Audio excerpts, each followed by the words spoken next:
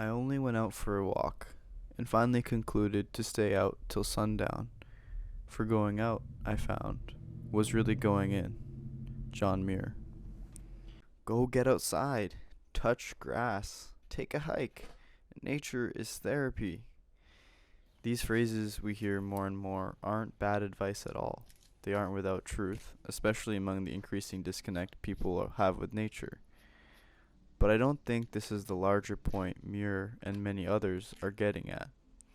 No, I think they're getting at something much deeper and much more fundamental and much more magical. He is not just suggesting that we go into nature simply because we can reap some health benefits and momentarily alleviate ourselves from our cramped, stressful indoor lives.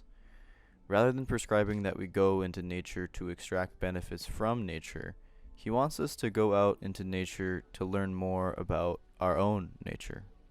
Muir is pointing something out that Indigenous American communities have known for millennia.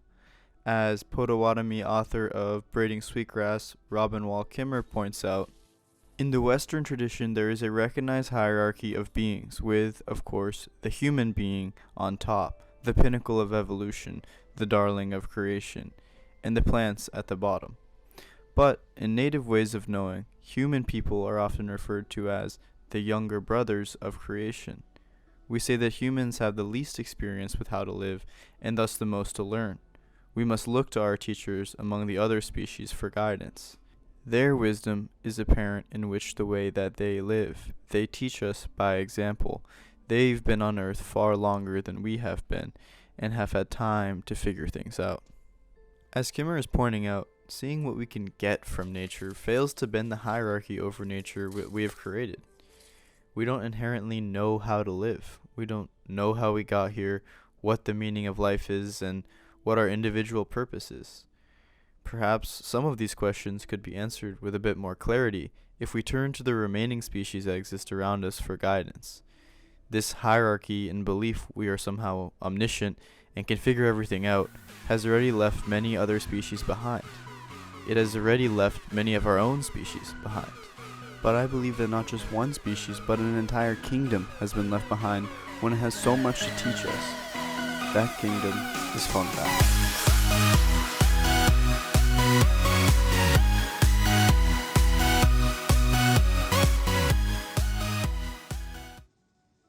In this video, I want to share with you all what I've learned foraging for mushrooms in the woods. When I reflect how mushrooms entered my life at a time of distress, I now realize how I entered their lives, their wisdom, and their networks simultaneously. My relationship with fungi may have begun as a kid. I can remember running around the forests at my family's farm in the foothills of western Maine. My sister, grandmother, and I would smell the apricot aroma of fresh golden chanterelles and bring back several baskets worth. I think these experiences were certainly relevant to whittling down my mycophobia, or the general fear or tendency to see mushrooms as gross, weird, or other, but it feels retrospective. If I'm honest, I started really learning from mushrooms and from the earth in the summer after my father passed. Riddled with grief, my internal world utterly shaken, I felt alone and unwhole. I found myself in my sophomore year pressing on, distracted by the spring track season, classes, and summer internship applications. I ended up receiving a role in horticulture, helping curate the Wampanoag home site at the Living History Museum in Plymouth, Massachusetts. I was put to work, learning about Wampanoag history, culture, and traditional foodways from my coworkers. I learned about what plants were native, what were poisonous, and what were food, spices, teas, and medicines. I sowed seeds, planting heritage breeds of 8-grain flint corn, scarlet runner beans, and various types of squash and gourds that work symbiotically as companion plants. I planted dozens of willow, maple, and oak trees. I learned about foraging as I snacked on wild foods, which brought me back to the chanterelles I picked as a child. Then, at the end of that summer, I came home to my grandparents' farm. I was invigorated by my experience and wondered if the chanterelles from my childhood were still fruiting in the surrounding woods. I went day after day, finding all sorts of mushrooms and bringing them home to study. Finally, one day, when my friend Sam visited me, we found them in a boreal forest near our favorite swimming spot. We found baskets and t-shirts full of them. Heading back, a lone moose walked right up to us, staring me in the eyes. That day was probably one of the most exciting and memorable of my life. I realized just how dedicated and in love I was with mushrooms, and not just to eat them. I started walking in the woods every morning, noticing my external world, which naturally slowed me down and brought me into my internal one. As I looked out, I saw the ways the fungi I was tapping, eating, and admiring were thriving on death and decay. I saw how resilient and quickly they could grow, breaking through stone and hardwood while being so fragile. I saw how they would associate with some trees symbiotically in web-like structures underground that I could only imagine. In just days, they would grow from little buttons into their prime forms, spreading billions of spores before they themselves quickly would decay and feed slugs, mammals, insects, and other fungi. Fungi taught me about grappling with and growing with death. They taught me about the beautiful interconnection of all forms of life, including their interconnection with death.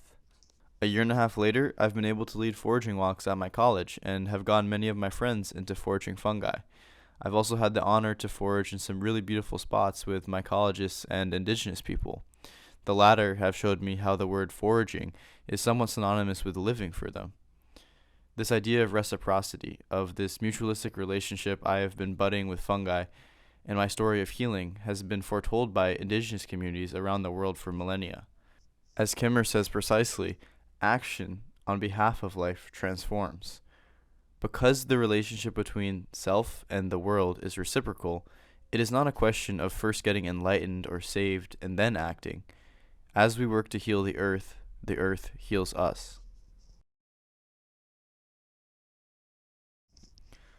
I want to conclude with some wisdom from Michael Yellowbird.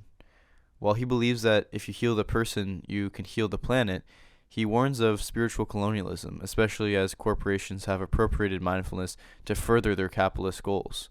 They have lost the deeper sense of interconnectedness with others and nature this practice is embedded with. Essentially, he believes strongly in the emancipatory power of the earth, but not just using it for our individual sakes. Of course, it is good to encourage people to do mindfulness at work and to go on hikes. But again, we lose something. We lose a relationship and reciprocity, and we erase original meanings of words and cultures. Learning about fungi and foraging can be an opportunity for cultural resurgence, food sovereignty, and flipping the way we view the planet, something critical and deeply fundamental we need during the ongoing climate crisis.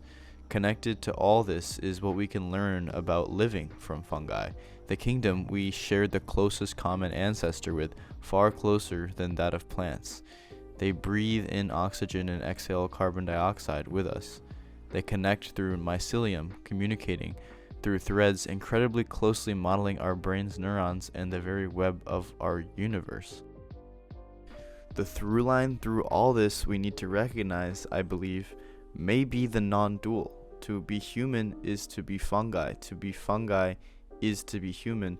To contemplate, to heal our individual selves is to be an environmentalist. So, what are you waiting for? Go find your fungi in yourself and others in plants, animals, or, of course, some actual fungi.